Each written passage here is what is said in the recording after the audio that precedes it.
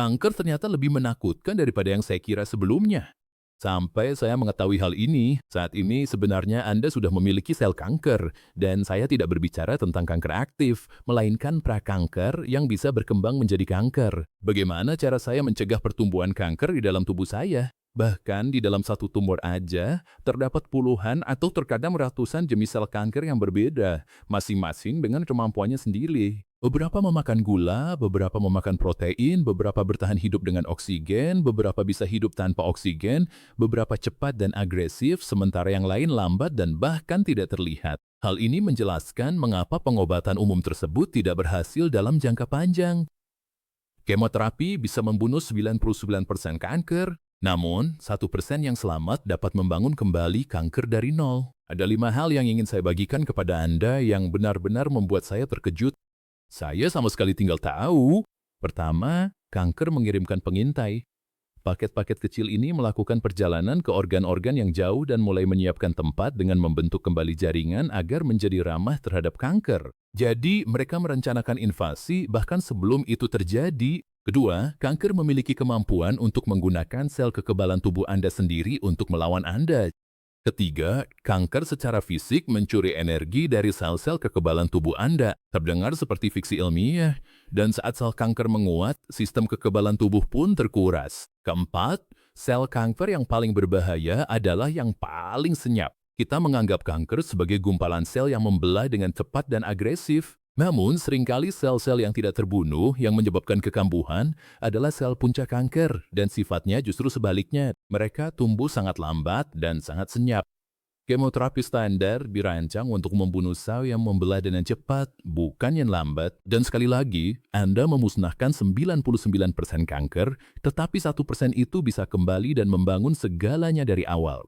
Kelima, resistensi obat udah ada bahkan sebelum pengobatan dimulai. Sains telah menemukan sel-sel yang resisten terhadap obat di dalam sel tumor sebelum dosis obat pertama diberikan. Sekarang saya akan memberikan solusi terbaik untuk masalah yang menyedihkan ini. Namun, ada beberapa hal mendasar yang perlu Anda ketahui tentang kanker. Tentang apa sebenarnya itu? Setiap sel di tubuh Anda mengikuti 2 aturan sederhana. Pertama, membelahlah hanya ketika tubuh menyuruh Anda. Kedua, matilah ketika tubuh menyuruh Anda. Dan hanya itu. Inilah yang kita sebut sebagai sel kanker. Itu adalah sel yang berhenti mematuhi perintah tubuh. Izinkan saya meninjau berbagai tahap perkembangannya, dan saya akan membuatnya sangat-sangat sederhana.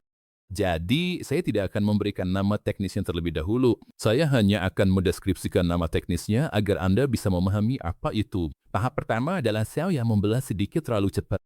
Ini disebut hiperplasia. Ini adalah sel pra-kanker. Lalu Anda beralih ke tahap berikutnya. Mereka membelah dengan cepat dan mulai terlihat aneh. Masalah yang sama, tapi sekarang sel-selnya mulai terlihat agak aneh. Ini belum sepenuhnya kanker aktif, tapi sedang menuju ke arah sana. Dan kemudian kita mengalami krisis identitas. Ini disebut metaplasia. Jaringan mulai berubah menjadi sesuatu yang lain.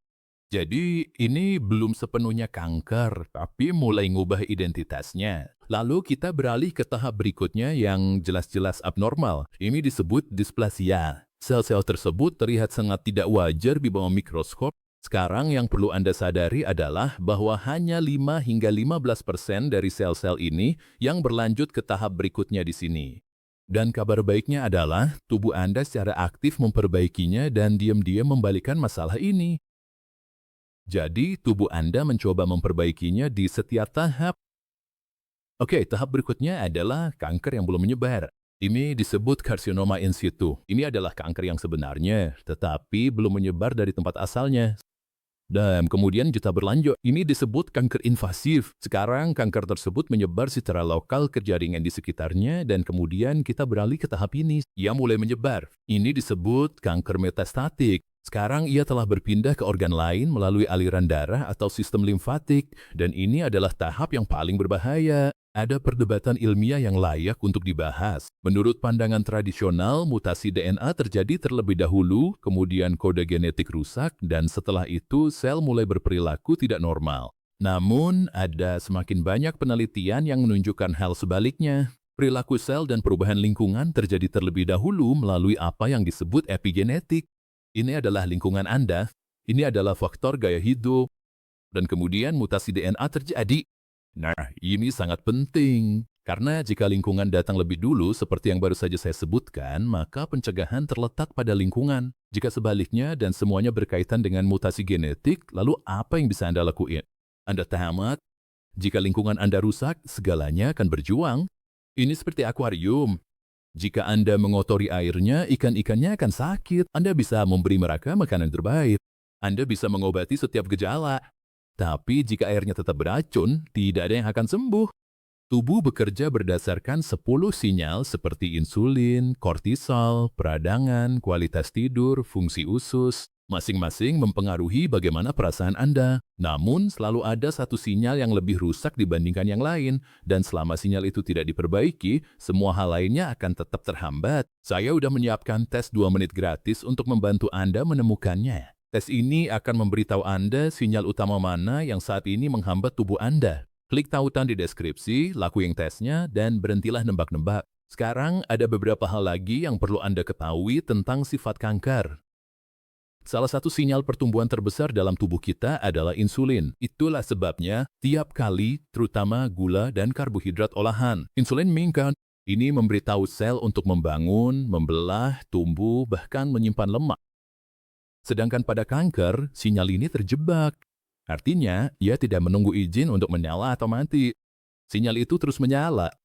Tujuannya adalah untuk membangun dan tumbuh secepat mungkin dari semua glukosa yang dikonsumsinya.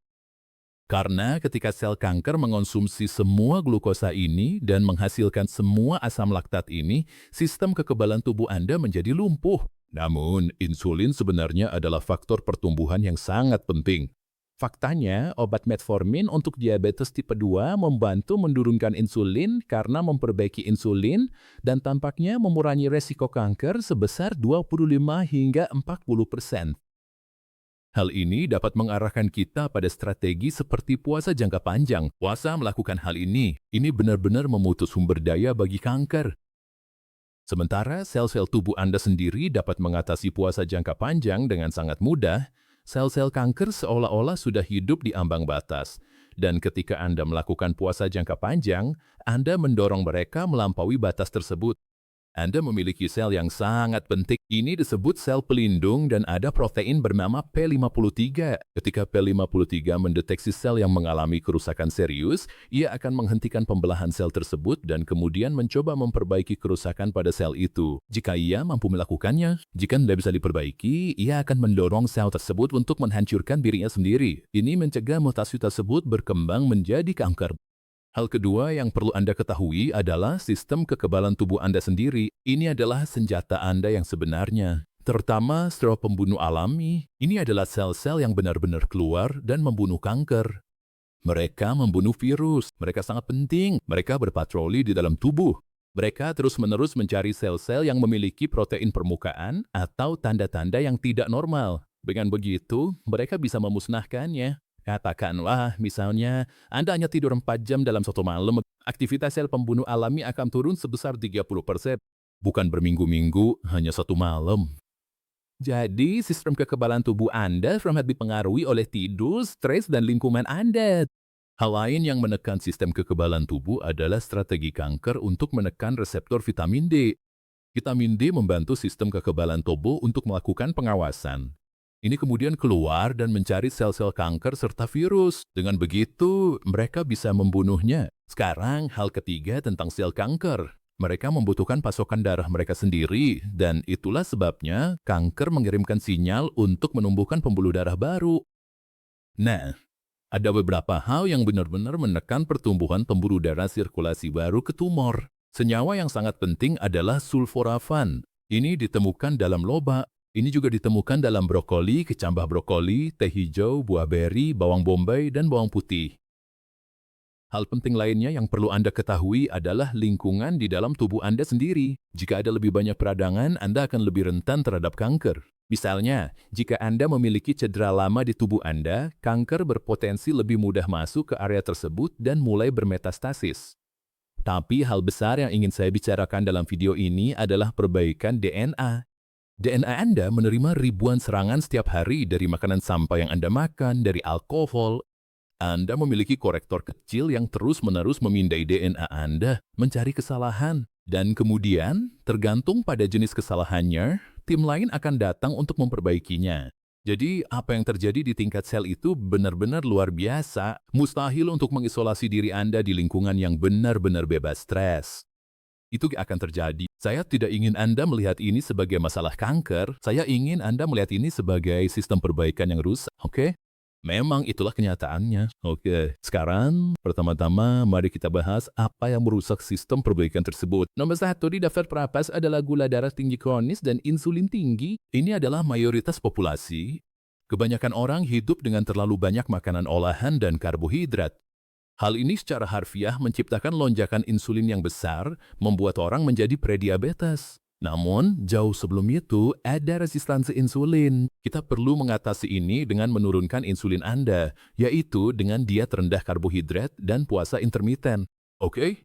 Ini mungkin hal paling praktis yang bisa Anda lakukan segera. Oke. Nomor 2 adalah vitamin D. Mendapatkan cukup vitamin D, kebanyakan orang mengalami kekurangan vitamin D. Itulah mengapa vitamin D sangat penting. Nomor 3 adalah peradangan kronis. Kita udah bahas ini, dan saya tidak berbicara tentang peradangan yang disebabkan oleh cedera. Saya berbicara tentang peradangan yang disebabkan oleh makanan yang salah. Lemak visceral sebenarnya melepaskan toksisitas, oke? Jadi, jika saat Anda melihat sepatu Anda, perut Anda menonjol keluar, kita tahu Anda memiliki lemak hati. Hal ini membuat Anda berisiko terkena jenis kanker tertentu. Kita udah membahas tentang kurang tidur, mendapatkan tidur yang cukup sangatlah penting. Alkohol benar-benar merusak hati dan omong-omong menempatkan orang pada risiko kanker payudara. Saya tidak perlu mengatakan apapun tentang merokok. Menurut saya, semua orang udah tahu itu. Logam berat, kadmium, timbal, arsenik, semuanya meningkatkan risiko kanker Anda. Selain itu, berbagai bahan kimia, pestisida, insektisida, herbisida, fungisida, dan hal-hal yang dapat memperkuat pertahanan atau perbaikan seperti insulin rendah, vitamin D, tidur, tetapi juga magnesium. Magnesium diperlukan untuk perbaikan DNA Anda. Jika Anda kekurangan folat, sel-sel Anda tidak dapat melakukan perbaikan. Salah satu sumber folat terbaik adalah sayuran berdaun hijau tua atau makanan seperti hati dan alpukat. Itulah mengapa folat sangat-sangat penting. Seng, makanan laut bercangkang. Seng berperan dalam menjaga mekanisme perbaikan. Kita udah membahas tentang sulforafan. Ini ditemuin dalam sayuran cruciferous. Sulforafan sangat protektif terhadap DNA dan sel-sel Anda. Olahraga mungkin adalah salah satu hal yang paling kurang dihargai. Jika Anda banyak berolahraga, Anda akan mendapatkan perlindungan yang luar biasa tidak hanya terhadap kanker, tetapi juga penyakit jantung, masalah suasana hati, gangguan kognitif, dan hampir semua penyakit kronis. Saya ingin membahas tentang vitamin B3. Vitamin B3 diperlukan untuk sesuatu yang disebut NAD di dalam mitokondria Anda. Dan memiliki cukup NAD sebenarnya dapat mencegah kanker. Mengapa? Karena Anda membantu menjaga mitokondria tetap sehat. Jika Anda menjaga mitokondria tetap sehat, Anda menjaga seluruh tubuh tetap sehat. Anak kita kekurangan selenium. Selenium secara khusus dapat membantu kondisi autoimun tiroid dan kemudian polifenol juga merupakan antioksidan kuat untuk melindungi DNA. Ada dua hal terakhir yang ingin saya sampaikan kepada Anda. Nomor 1, ada versi yang bisa diunduh, bukan hanya dari informasi ini, tetapi juga informasi tambahan yang saya sebutkan. Anda bisa memeriksanya di tautan di bawah ini. Namun selain itu, langkah termudah dan paling efektif yang bisa Anda lakukan saat ini untuk mencegah kanker adalah nomor 1. Dan untuk mempelajari cara menjaga insulin Anda tetap rendah serta cara makan dengan benar, Anda perlu nonton video ini sekarang juga. Silahkan tonton